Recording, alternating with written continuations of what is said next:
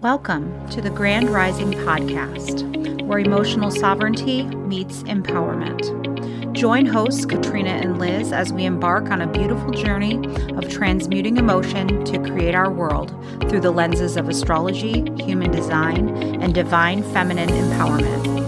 In each episode, we delve into emotional growth, even during the most challenging of times, by offering insights, tools, and wisdom to help you not only manage, but thrive on your emotional journey. Subscribe today for celestial insights, heartfelt conversations, humor, and a cosmic dose of wisdom to elevate your emotional intelligence and transform your world. Grand Rising, and welcome to the Grand Rising Podcast. My name is Liz, and I'm here with my dear friend Katrina, and today we are going to take a deep dive into the sign of Pisces. Now, let me start out by saying I have Pisces surrounding my life in every aspect. I was birthed by one, and I have an uncle, a cousin, 3 children who are Pisces. So I felt like it was good for me to start and go into kind of what Pisces is all about, because I know them very well. So Pisces is the 12th sign of the zodiac. It rules the 12th house. It's ruled by Neptune and is considered a water sign symbolized by 2 fish swimming in opposite directions. Pisces embodies qualities such as intuition, empathy, compassion, and spiritual sensitivity. It is the last sign where we all travel back to the collective soup after we just individuated in Aquarius. And so we tried so hard in Capricorn to leave our individual legacy. In Aquarius, we expanded that to include all of humanity. And Pisces is where we realize where we are all one. We actually have been in the age of Aquarius, or age of Pisces, actually, for the last several thousand years. And now we're kind of transitioning. I know you don't feel like we're quite there yet. It's definitely close enough to feel it. Yeah. Into the age of Aquarius. So we're kind of looking at all of the themes that Pisces envelops. Pisces rules things such as art and creativity, spirituality and mysticism, charitable and philanthropic activities, healing and healthcare, anything like water related, and then also film and photography. Also prisons, jails, and anything locked away from society is also ruled by Pisces. So Trina, why don't you talk about what you feel Pisces represents? I feel like Pisces is the bridge between 2 worlds. It's the sign that is closest to the divine, right? So it's the dreamer and the healer energy. Mm-hmm. And it really seeks to kind of blend and blur the lines. Pisces can easily get pulled into the undercurrents of everyone else's emotions. And so then it feels like everything as if it's their own feelings, and it's not. And so it can lead to addiction and escapism because of that. That feels very heavy. This is a Jupiter ruled sign as well. And I think of Jupiter and Pisces together as like the Buddhist monk, and Jupiter and Sagittarius as the brimstone and hellfire preacher. Yeah. So this is pretty potent energy that flows to the subconscious in pursuit of healing our shadows, right? It's going down 10 wrong roads to find the one that is right. And at its worst, it's enmeshment, and at its best, it's divine energy flowing freely. And so I hope this episode makes you fall in love with your Pisces Mercury, especially because yours is in the 12th house. And so, as I said, you bring like a logical framework to otherwise indescribable energy. And so you have access to a language that many don't understand. And so trying to translate that back to us in a way we can understand is no easy task. Yeah. So like I said, I'm literally surrounded by Pisces. My youngest daughter is a Pisces. She has a full Pisces house and a 6th house. So she's like such in service to other people all the time. She's so sensitive. She's like the kind of kid that's like, I love you, Mom. Thank you for so much for getting me a bagel. And like, she just is so sweet, so sensitive. Exudes. She's cried probably like 3 Pisces. times. Yeah, she definitely does. So I love it. I know, I love her dearly. She's the sweetest. She's so creative, so funny. So there's lots of wonderful things, about Pisces. Like you said, I have my Mercury here. So I'm meant to kind of communicate in this Pisces realm. I haven't always appreciated it for sure. used to think that it made me hard to understand, or, I kind of like I feel right now, actually. Yeah. I don't know. But yeah, so I can get kind of deep, I guess, with my Pisces Mercury. Anyway, so Pisces also rules the 12th house. And so whenever you think of the 12th house, you have to think of like the hidden, or like the subconscious, like what is underneath. It also rules spirituality, all kinds of mysticism and isolation and seclusion, karma, definitely. And then also, where you sacrifice in your life, and also where you have compassion and empathy. It rules like humanitarian pursuits and charity and philanthropy. And so you have to think of it as like all the things, kind of. Pisces is all the things. It's the energy that underlies the entire matrix. Yeah. Yeah, it really is. Water, like you said, water. Water is God. Yeah, water is God. And if you look at the ancient stories, like from the Bible, like they talk about the firmament in the Bible, and that there's water above the firmament. Mm-hmm. So absolutely, that's Pisces energy. It's divine energy. Yeah. And at the core of every matrix you could possibly view is divinity. Yeah.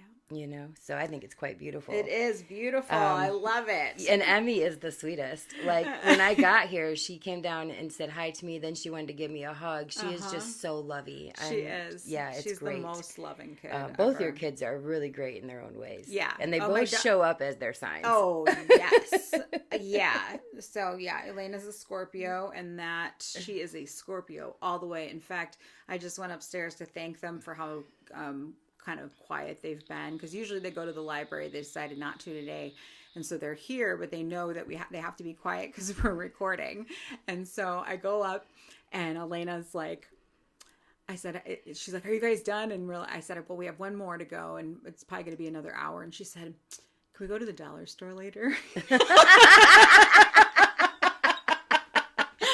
I said, yes, that we could think about that, probably. Like, she just had me right there in her little Scorpio way. Yeah, that's very Scorpionic. She's so Scorpio, it's crazy. She wrote this great poem today, and it was very Scorpio in nature. Yeah, they're such cool kids. Yeah. Pisces energy, it's sensitive and subtle at first, but the longer you linger, the deeper it gets. And so Pisces can have like the deepest empathy, and it's really a hard cross to bear to be born with a deeply empathetic heart in the current matrix we find ourselves in. Yeah. So Pisces season is a great time to explore yourself and greet your inner divinity rather than escape it.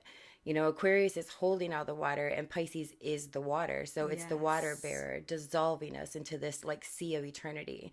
It's where everything always exists. The divine is associated with the feminine sign of Pisces, but ruled by Jupiter and Neptune. So the problem we have is that we have an ethereal feminine sign ruled by two male gods. But if you follow the myths, it all leads to the same place. We hinted about this earlier, but earlier goddess culture was usurped by the patriarchal gods. And it's even seen in the symbol of this sign being two fish. It's said that the fish represent our duality. Yes. The earliest record that we have of Pisces actually comes from 10,000, before the Common Era. And I want you to recall the episode where we talked about our origin stories from Sumeria, and how Tiamat was supposedly the salt water who became enmeshed with the fresh water and created what has evolved into who we are today. And this is sort of portrayed all over in ancient art. You can Google the river goddess statues in Serbia, but the Babylonian Pisces is represented by a bird and a fish connected with a cord. And so the bird is known as the swallow and follows the ecliptic, and the fish swims upward. So the fish was associated with Inanna, and she was often depicted as a mermaid in Sumeria. Venus. Yeah. Venus. The saw relates back to Venus. And so in Greek, it represents the two fishes who rescued Aphrodite and Eros. The goddess and her son dove into the ocean in order to escape Mount Olympus, but the versions evolved, of course, with time. And so this makes me think of how we often escape our own potential by morphing into what everyone else wants us to be, and how we take go with the flow to often mean to do everything we're asked of without complaint. This desire to be a martyr or a saint kind of keeps us trapped in victimhood and bitterness. Yeah. I love how you go into the history, like the deep history of all the signs. You do a good job of that. Thank you. So, Pisces does have its challenges, especially because of the society that it's in today, that we're in during this time, doesn't honor that. They don't honor emotional, Sensitivity is seen as weakness. Yeah. But vulnerability takes incredible courage in this world. It does. It's just not weak being at all. Your authentic self. Like, we are all here to be emotional and to have, to feel it all. And so we get trapped into thinking that we should, only feel good all the time. That can be a definite trap. I think, one of the things I said, maybe it was in our Venus episode, where I said I haven't had a particularly year that I would say was entirely magical, but there's something magical in every year. That's so true. And I think when you embrace the fact, and that's what I work on, because I have Uranus in the 4th house, so things are always Well, when's your next Jupiter return? 2026. Okay. Yeah. Well, you got one coming up then, girl. Yeah. So, but it's just embracing that flow in the meantime, because life's always going to be duality. You're always going to have on one hand the harder parts, and on the other hand, you can seek intentional joy. Yeah, I love the analogy of Aquarius holding the water while Pisces is the water. Like, that just is so deep, because when you think about it, you finally created all these individuals under Aquarius, that are all like letting their freak flag fly. And then they're like, psych, you guys just dump right back into the water. It's all the same. It's a very good symbol, though, for like reincarnation. Yeah. You know absolutely. What I mean? But it is hilarious to think of it that way. Yeah. Well, I mean, it is kind of, if we are in like a simulation or a holographic reality or whatever you want to call it, we're all energy beings, right? And so that's what it is. It's a matrix, and we're like a video game maybe that was created a long, long time ago. Yeah, well, and Pisces is like that, the womb, right? So it's like entering Pisces is like re-entering the womb. Yes. To be reformed or reborn in some way. Yeah. Yeah. And then coming back out and seeing the light in Aries. So, yeah, I love how you will go into the ancient myths and symbolism and all of that. You're so good at that research. And, I think that your reflection on escaping one's potential by like conforming to external expectations is a good observation. And, what do you think about? Well, I think, we talked about, Pisces can feel like it's imprisoned. It doesn't like to feel imprisoned. It doesn't like boundaries. It doesn't like limits. Right. It wants to love everything and everyone equally. It's just a very lovey-dovey sign. It is. And so I believe that we can sometimes feel like the matrix we live in is a prison, which is very Piscean, as you noted. And so we're almost subconsciously always looking for ways to escape it, which is why people watch TV and why people do substances and why people drink alcohol. Yeah. You know what I mean? And so look where your Pisces is in your chart, and you can kind of cast a light on where this might be affecting you. Yeah, absolutely. Absolutely. And the 12th house too, just as an aside here, is your hero's journey. So the 12th house is actually what you were put here to overcome. Mine's in Pisces. Yes, I know. Mine's in Cancer. So does that mean that I was put here to love, kind of to learn to love? Yes, and to learn how to embrace that divine feminine Piscean energy. You know what I mean? But I think I was born from a Pisces, and yeah, absolutely. That would be, and you're in a 2-year right now, so this would be the time that it would come up like this, that you would learn that, Yeah. But I feel like it's sort of the ending of the soul's journey before our next cycle begins, which is why I said it's kind of like reincarnation. Mm-hmm. So in Pisces, we become more open to life and experiences, and this is the energy of the collective consciousness, where we're getting to kind of choose what conversations we partake in. This can be demonic on the shadow side and transcendent, on the side of the evolution or light. So creativity can be used to create dark and light. And Pisces is us living on the edge of the abyss constantly. We all kind of fear the unknown, but Pisces lives there like constantly at the edge of the abyss, which is where your Mercury is. So, that can be very existential in some ways. I'm going to talk about this later, but my Mercury is actually in the gate of doubt in human design. And so that is like, I question everything. Everything. That's why I know so much about a lot of stuff, because anything I hear about, it piques my interest, which is a lot, that Pisces Mercury is like, it's all the things. Yeah. And you use that because it's in your 12th house. So all the things that you learn help you overcome your own shadow along the way. Yeah. And evolve into that divine mother, matriarch, right? That's the goal. But I feel like the unknown and ethereal possibilities are pretty much endless, and we have to learn to do things incredibly afraid if we want change in our lives. Pisces and the two fish represent the spiritual versus the material, the rational versus the irrational, the victim versus the redeemer, the ties that bind us. So the message goes back to interdependence. Enmeshment is where we end up often when we become dependent on each other. But interdependence allows us all space to feel and be who we are while still assisting each other, when we're in need. And I think of Saturn being in Pisces right now, the sign that exalts Venus, and him being in her bounds even. And I've spoken in previous episodes about this. But now is the time to create the inner discipline that we need for the material life you're dreaming of. How do you do that? You co-create with the divine energetically as a daily discipline. And you create in the world, but you are not of it. It starts with source, and that's Pisces.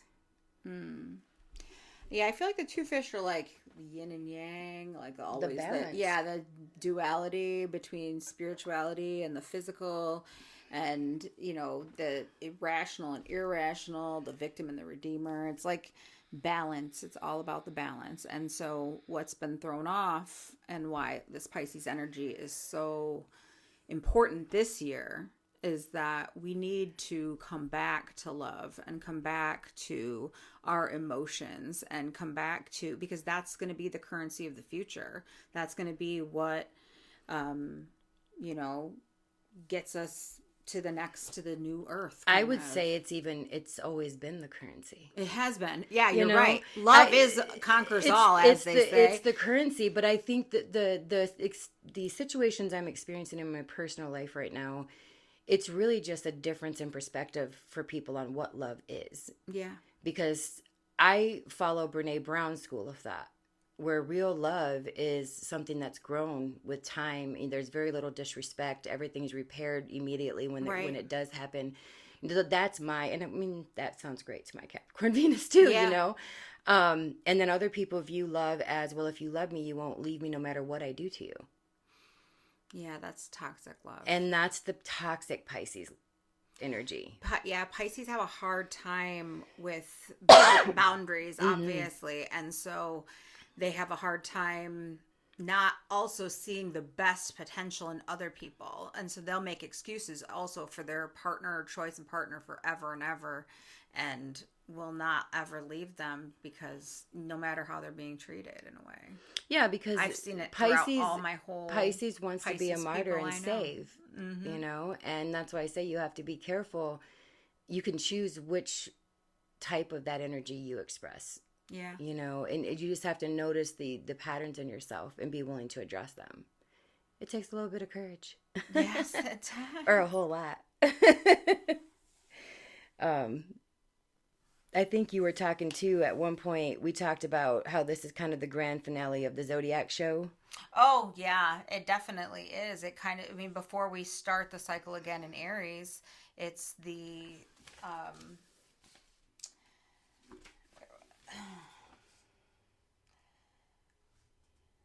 it's like a, DJ playing a remix of all the signs and saying, like, now we're all part of actually the same party.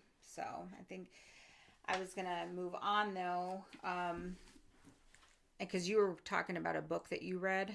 Yeah, so there's a great book, actually, that my teacher turned me on to, titled The Astrology of Fate by Liz Green. Okay. And so she gives this kind of storyline of Dionysus in Pisces, and that traces back to the Divine Mother and her son across history. So Pisces is the loaves and fishes of Mary's son Jesus, the ritual sacrifice of the son by the Divine Mother to save mankind. And I spoke a bit ago about the story of Aphrodite and her son Eros. They were escaping from Typhon to become the fish that are now the constellation of Pisces. But going further back than that to, and I don't know if I'm pronouncing this right, Phoenicia, there was a fish cult of the great goddess Atargatis, and she had a son named Ichthys, who was later turned into the god Ea, that you and I have spoken of in previous episodes.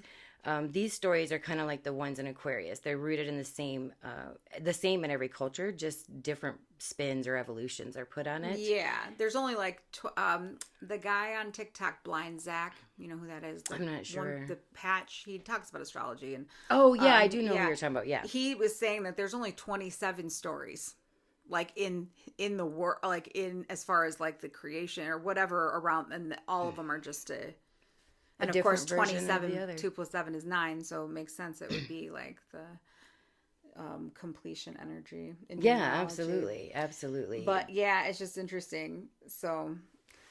Yeah, well, Pisces season, we're kind of preparing the lamb for slaughter. It's what are we willing to sacrifice?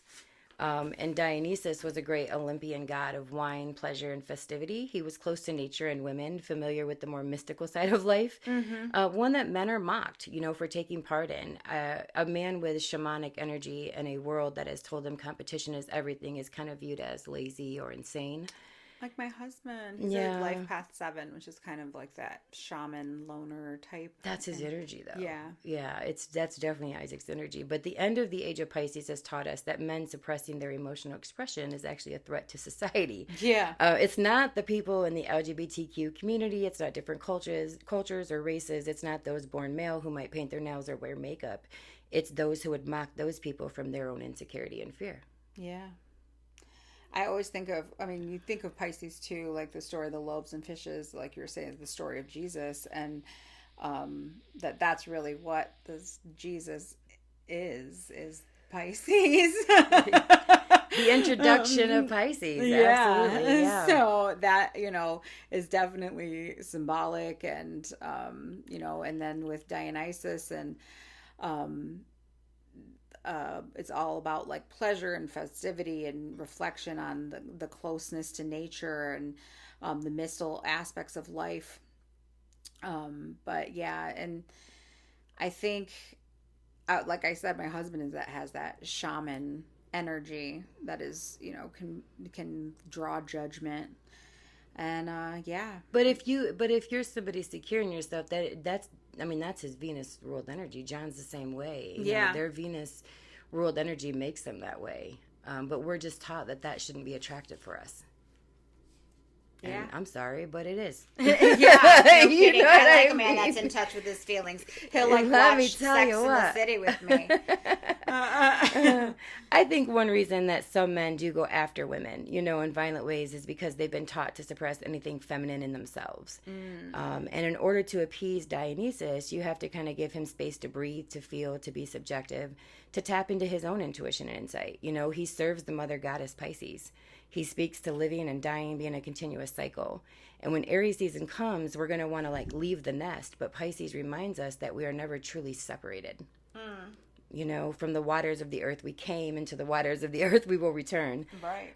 So think about this, sign as it exalts Venus. Who we told you is the goddess Inanna, who faced herself at all 7 gates. So that's the Piscean energy, where you sort of realize the mirror of, we are all one. You know what I mean? So anything that I'm seeing in other people is really something I have a trigger in myself. Yeah. That I don't like. You have to become it's where you become the, I guess, investigator of all of your thoughts. You just become very self-aware.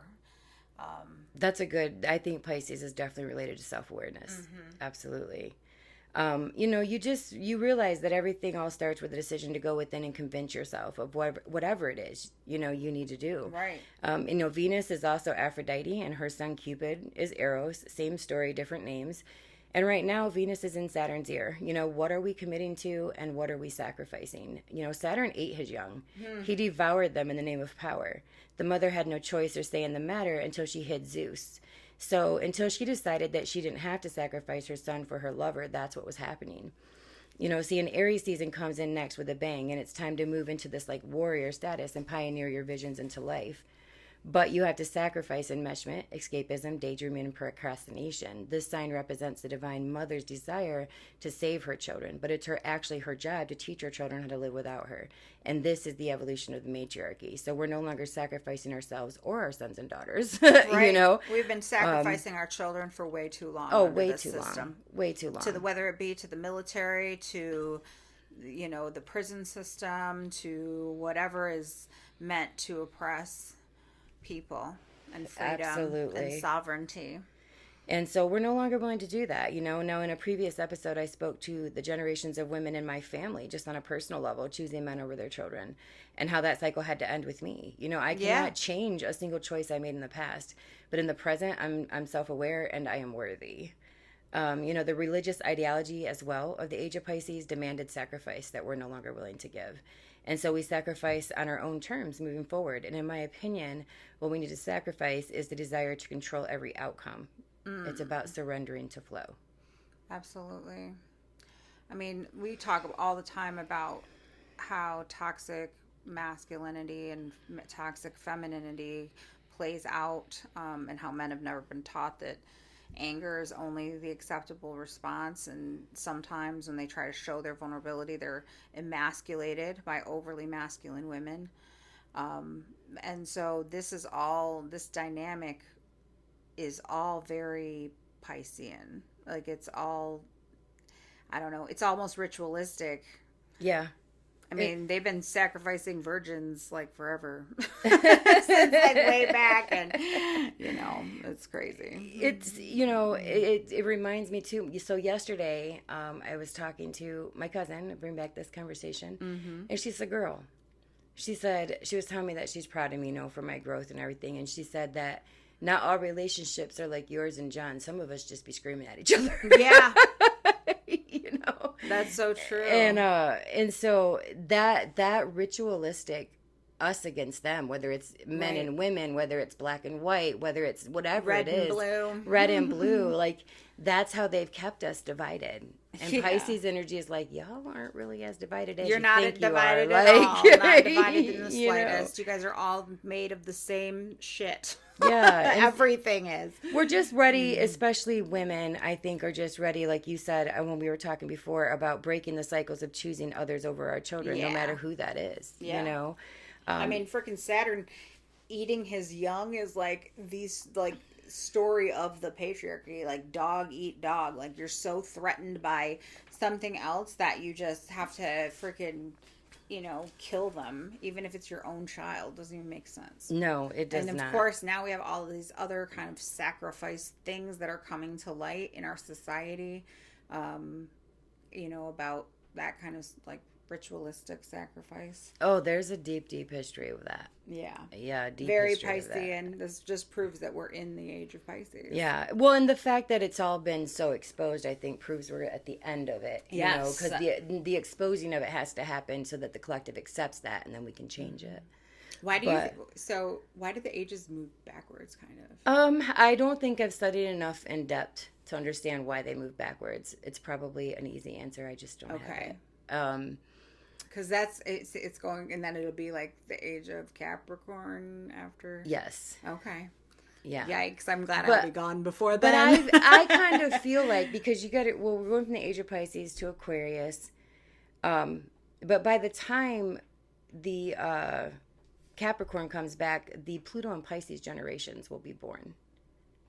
So I think it's going to be a building society back to the matriarchy. Right. I'm not going to be here to see that. But that's my guess, just knowing how the astrology is working until then. But I know we wanted to talk a little bit about what it might be like to have certain planets in Pisces. Yes. And so the sun is the core spirit and vitality of a person. It's really our life force. And so a Pisces sun feels almost a sense of divine purpose to save the world. Yeah, definitely. They're like Mother Teresa's. Do you know what I mean? Very compassionate, empathetic without even trying. This may be a tougher sun sign to have because the sun can represent the ego, and Pisces tries to dissolve the ego.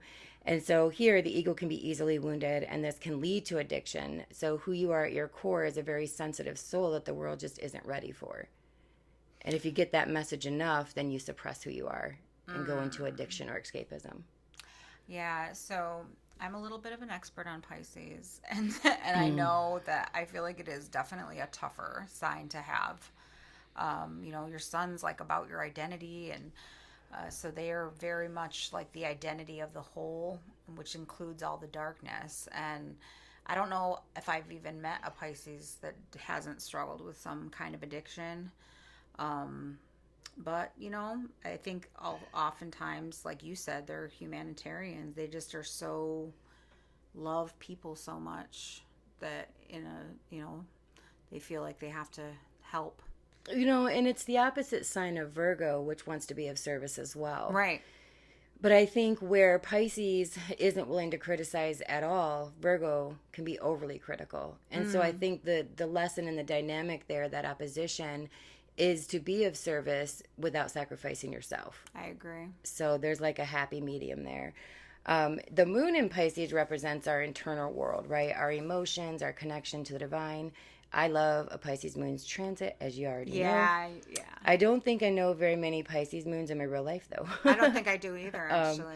But I do feel if you had a Pisces moon, you actually truly do have a direct line to the divine. Yeah. Meditation and intentional vibrational living should be part of your daily life, especially for Pisces moon.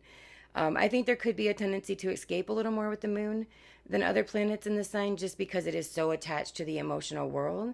So especially if you do not have a spiritual practice, that kind of helps you see the larger picture, stay centered and grounded, right? Pisces is the abyss, as we've stated. So it can often feel to a Pisces moon that everything is kind of boundless and overwhelms them. There's a lot more sensitivity, I think, to triggers with the moon. Yeah, I feel like a Pisces moon is like Pisces on steroids. Yeah.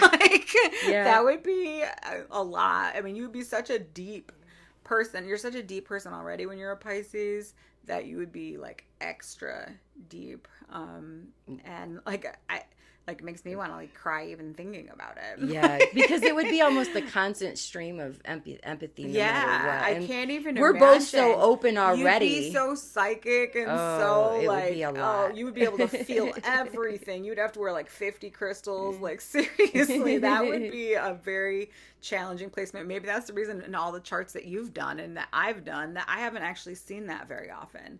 So I wonder if there's something there that it's like this is too much. You cannot. I do feel like it would be I know very some people overly obviously emotional. have it, but yeah. But it's also, I mean, on the flip side of that, the moon is how we nurture. Yeah. And so can you imagine being nurtured by a Pisces moon? That's very true. That would be like the best it'd be like mother. the most loving, divine relationship, No kidding. And then we're at Mercury, where your placement is. I love Pisces Mercury because even though it's considered in fall, I find it quite poetic. I actually fell in love with poetry in 8th grade and wrote it for years and years. So I feel like you have this beautiful imagination about you, and it's interesting to see the balance in you of all the Mars ruled Aries with that Pisces Mercury sometimes. Do you have Pisces placements? I was just my South Node. Oh, okay. My like part of Fortune and Vesta, but no like personal planets. But I don't find that you escape reality the way some people do. I feel for you, it's more about you've understood your need to recharge as alone time and self-care that promotes that spiritual well-being. So there is a difference. I can't say I've never been an escapist. No, I just mean recently since I've we've been talking about. I mean, what is escaping, right? Like, so escaping could be shopping too much. Yeah. Escaping could be trying to, find the next best thing that's going to solve all your problems. That's escaping can mean a lot of things.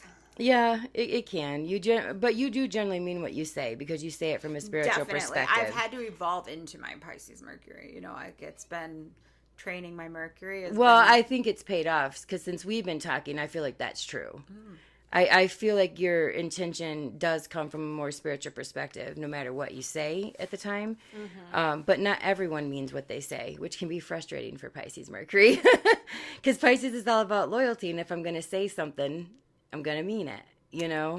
So Pisces Mercury is very much here to spread a divine message, and you may feel that on a deep level and often think about exactly what that message is and how to best convey it to the world.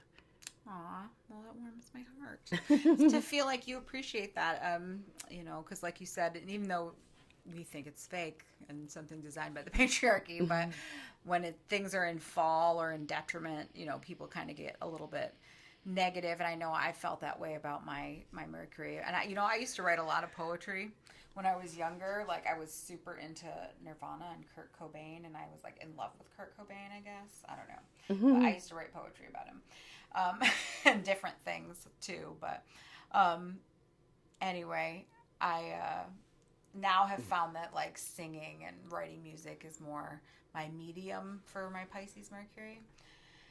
And when we talk about the human design, well, I like I said, it's in the gate of doubt, which is one of the head gates. It's interesting because in human design, Pisces is all in the emotional solar plexus, but it rules the head. There's one gate coming from the head because it has to, because it's the divine source, Yeah, that makes a lot of sense, actually. Yeah.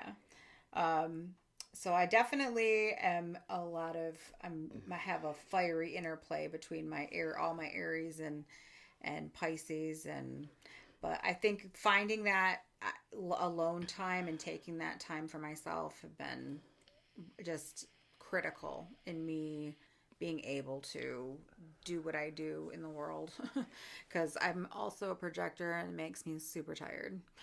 Anyway, I feel like it's like double Pisces. Doing things in the world makes me tired too. I resonate with that. Yeah.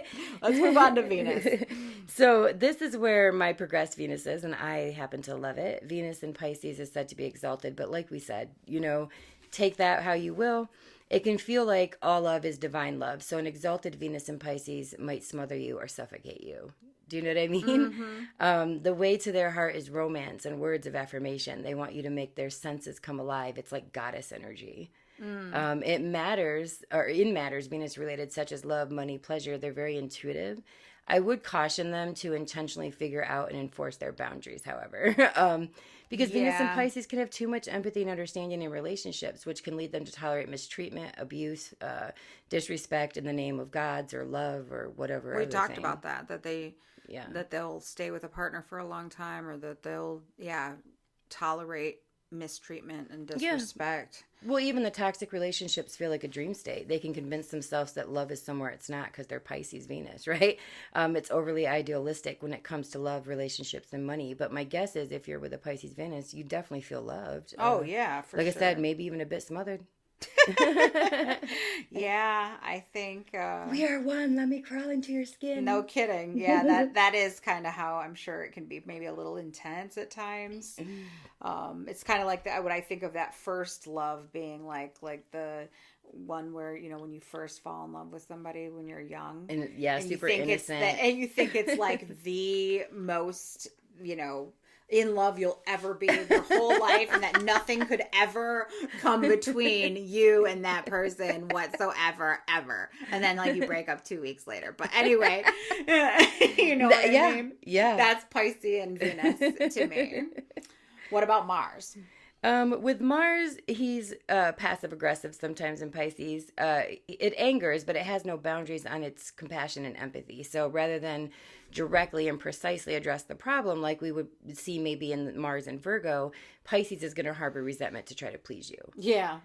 I think the balance here is to understand that passive aggressiveness is not the same as inner peace. So resentment will always build. So the better thing to do is to make peace within and approach a conversation peacefully.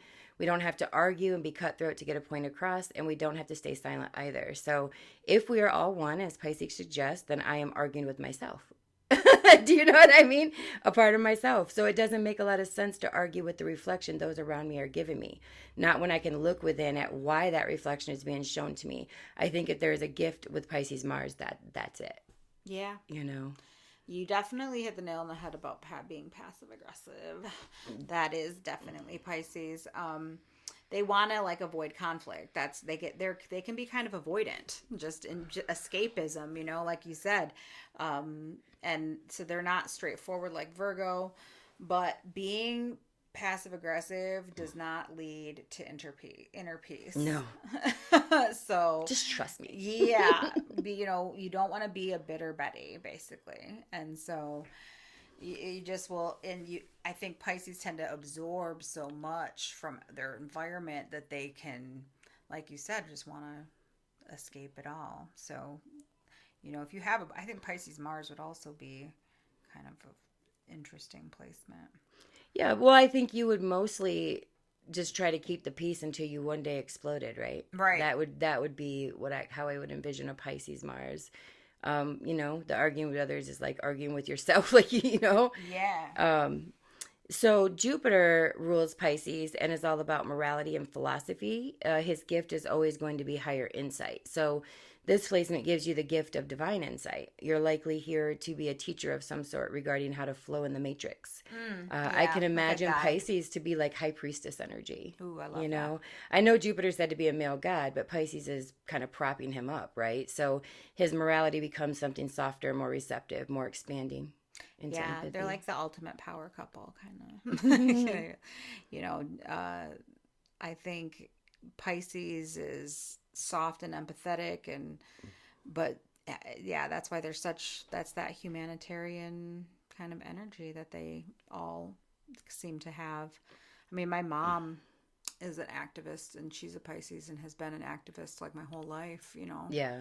She was a politician forever, and then we would go to like protests and rallies when I was like young, and she just has that. Your moon's in the 9th house. That tells that story. Yeah. I love how accurate astrology is. Yeah, that's true.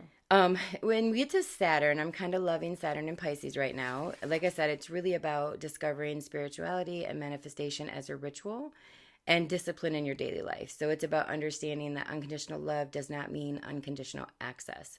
It helps us remove some of the overly sensitive nature and ground ourselves in our truths and our divinity. So any resistance we have to making our dreams come true is dissolving with Saturn and Pisces. We are growing up emotionally and spiritually with this placement in transit, and this definitely this has definitely evolved matriarch energy with Saturn and Pisces to me. Our softness becomes our strength. Yeah, I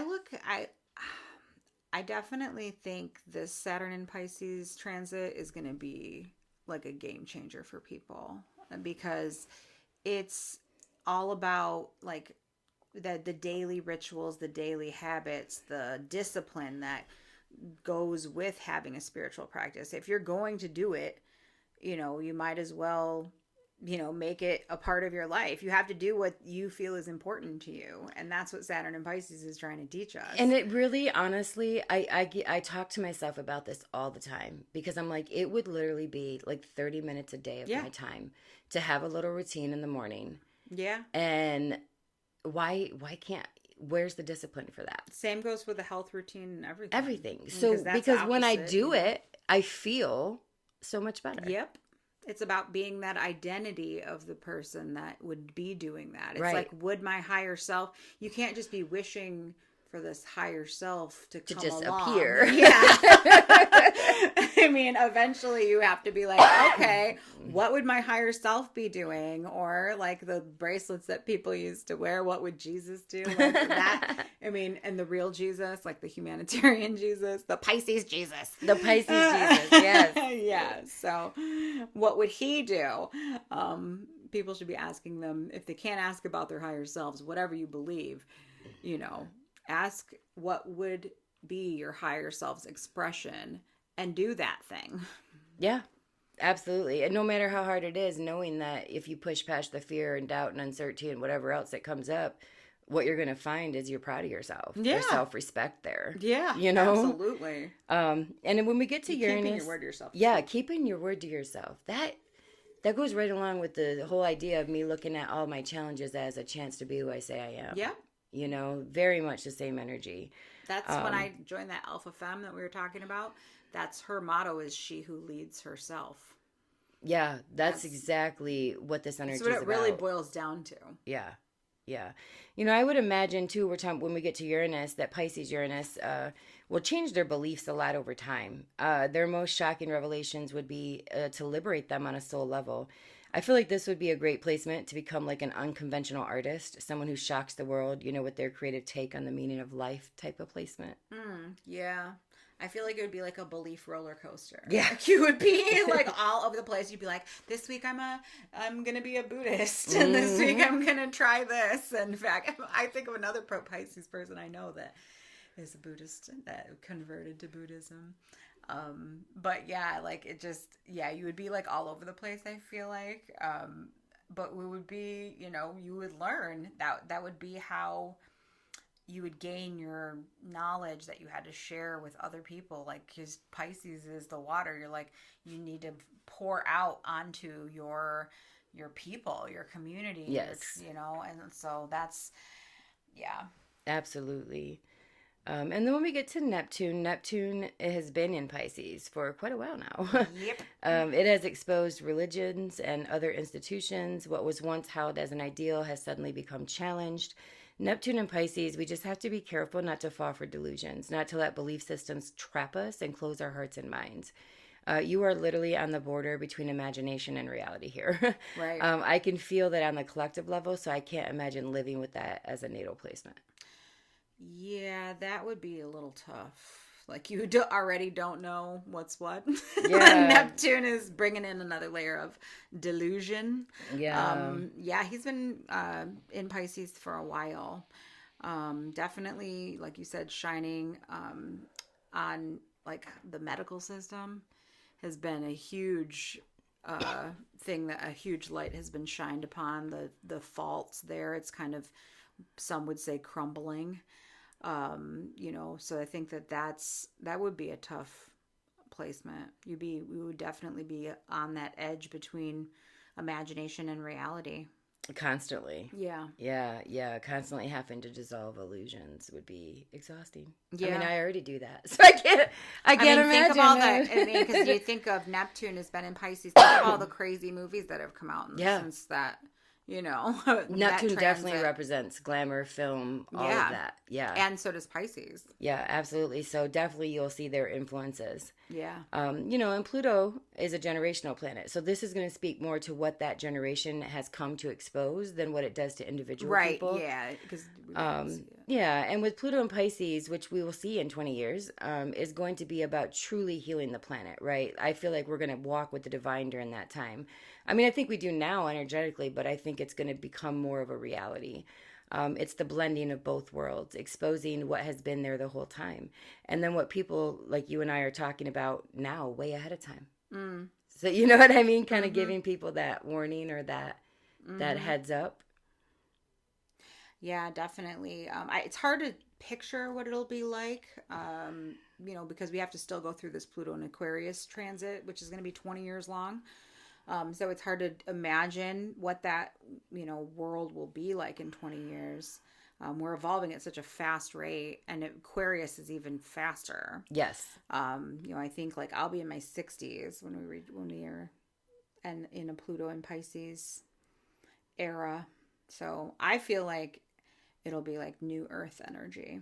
Like we'll be like working together and being more, collective and taking care of the least of our people and all of that kind of golden age. Because that's what into going. Yeah, absolutely. Or it'll be the rise of the machines. Well, it may be both, right? But there's definitely going to be an element of society. I think with Pluto and Aquarius, who's already, is making steps to create the golden age.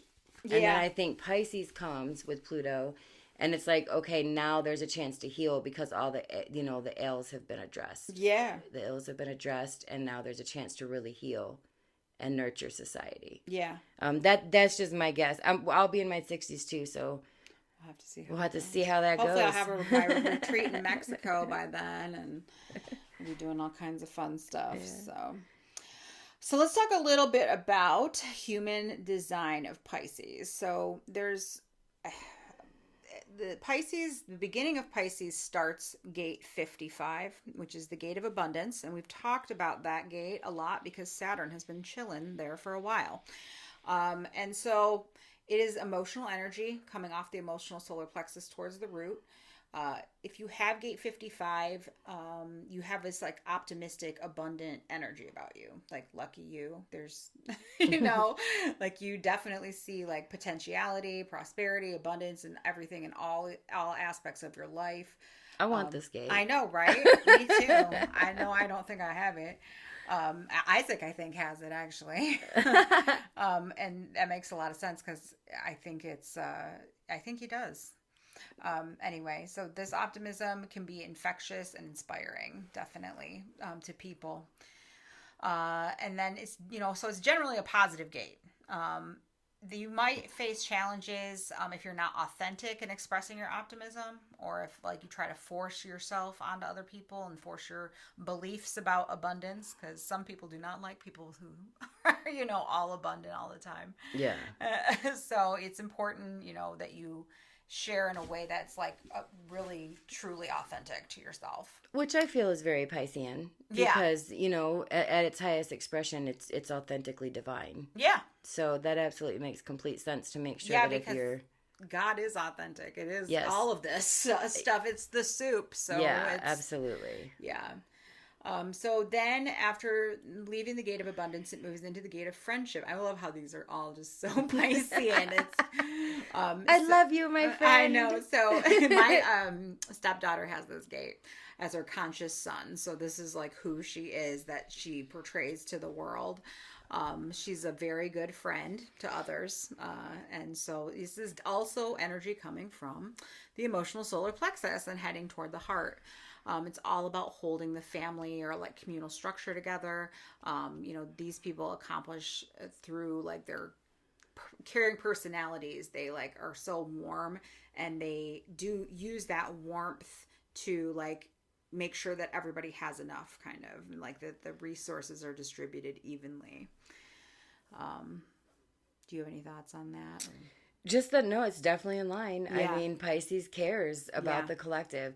Pisces wants to heal and help everybody. Yeah, so that makes complete sense. Next, it moves into gate 63. This is where my Mercury placement is. And so this is the gate of doubt. This gate comes from the head down toward the ajna. It's a very skeptical gate. Individuals with gate 63, they tend to have like a natural inclination toward like assessment and contemplation.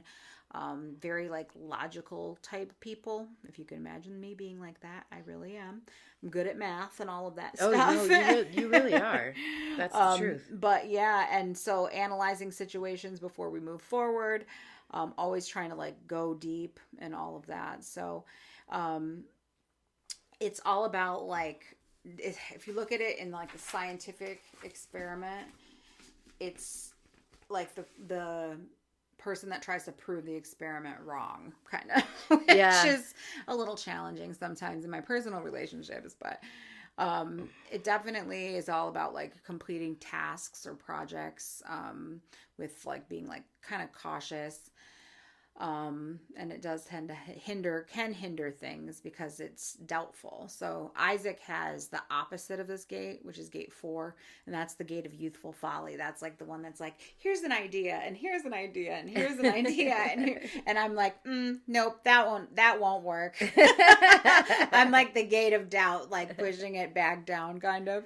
But anyway, that's what gate 63 is about. It's about being just very logical, analytical, but also like questioning and being skeptical of things. Which, it's tough because it also falls in your 12th house. So it can be very tough to work through that kind of energy. It probably feels very heavy at times. It is heavy. So next it moves into gate 22, and this is another gate that Lonnie, my stepdaughter, has, which is the gate of grace. I know. This is graceful, receptive energy. People with this gate, they tend to have like a very communicative. They're very just inviting and receptive. They're just everything that you would kind of imagine the divine feminine to be, like gate 22. Exactly. They're like they're like this beacon, kind of. And she's a manifester too, so she has that an aura that's kind of, I think, doesn't show this enough, because her natural aura is kind of repelling in a way. That's what a manifestor's aura is. So her Venus is here in gate 22. But she really does love to the end. The Pisces Venus. Yes, definitely. So you might be very graceful in your interactions, very kind of know a lot about like beauty and all things girly. Definitely is this gate. If you're a woman, I mean, it's just about the beauty of exchanging ideas and just everything being interconnected. It's very divinely feminine, like I said. Yeah, that sounds beautiful, actually.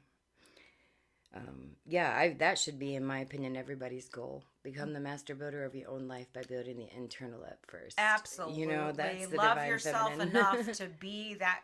You're not like, be like Snow White or whatever. You know what I mean? Just like people are drawn to that. Everything is drawn to that like a magnet. That because it's been so suppressed energy. And we need it like friggin' oxygen. Yes. Yeah. Yeah. It's being in your divine feminine in that kind of Piscean energy is very attractive if you're in the high of it. Absolutely.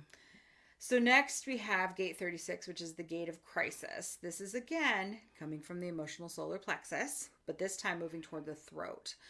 This is a collective energy. So there's obviously a theme here, which Pisces gates are all emotional, and then with one to the head. So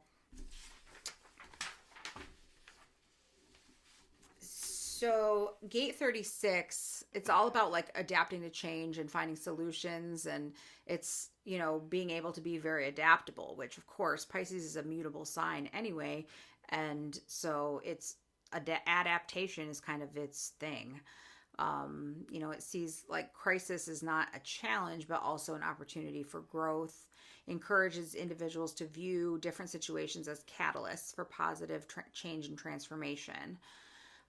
When the energy of this gate is activated, you may find yourself like really natural at finding solutions to problems and coming up with strategies to navigate through challenges. So like you would be like the people that would survive doomsday, basically, if you have like this gate, because you're able. What did we talk about? The people that are like able to adapt to things and adapt to change. Oh yeah, it's not the physically strong that are going to survive. It's those most adaptable to change. Yep. If you can train yourself to be the calmest in the room, then people are going to want to gravitate towards you. Absolutely. Because when there's a storm, everybody's craving peace. Yes. Crisis, if you can, That's the reason that people that master that are the ones that raise up in society to be the shamans or the healers or the Christs or the whatever. Yes. Because that's Pisces. That's the energy of it at the high end, is to be just to know you are water, and to know that you everything is it's I feel like I'm hoping that by the time everything kind of moves out of Pisces, maybe we're at a state where we're cleaning up our oceans and stuff. No kidding. That really bothers me sometimes when I let myself think about it. Yeah. Because we do have this concept of water being divine and being God and having come from water. It's written in every there's story. a technology that exists to do all of that stuff that just has to be discovered. I truly believe that. It's already out there, but it's just not big enough. But I think that with this, coming into this more Aquarian, to take a step back from the Pisces age and to move forward out of it, that's all going to have to happen. And technology is going to help do it. Yeah. Yes, absolutely. I don't feel doomsday about the situation. Mm-hmm. I know that's what the news portrays. Yeah. But we just had a whole conversation that we probably should have recorded about that. Right. But anyway, I'm with you. I think that overall the exposing, it seems like a lot, but it has to be exposed so it can be fixed, and it can be fixed. We've got the technology for it. They just haven't let us know that. It's a physical manifestation of all of our spiritual junk. Yeah. So it's, we will clean up the earth. Like you said, we have to by the age of Pisces. So we just got to get the technology to do it. Yep. And we're going to get there, like you said, we're Pluto and Aquarius now. We're getting ready to, just coming into Aquarius season as we record this. Of course, by the time it's out, it'll be Pisces, but it'll be interesting to see where things are at by then. Yeah. For sure. Just already. Pisces energy, I know we made a couple little jokes and stuff, but we could do that about every sign. Oh, absolutely. And we plan to. But Pisces overall, they are here no matter where your Pisces is. That's where you're connected to the divine the most. Yeah.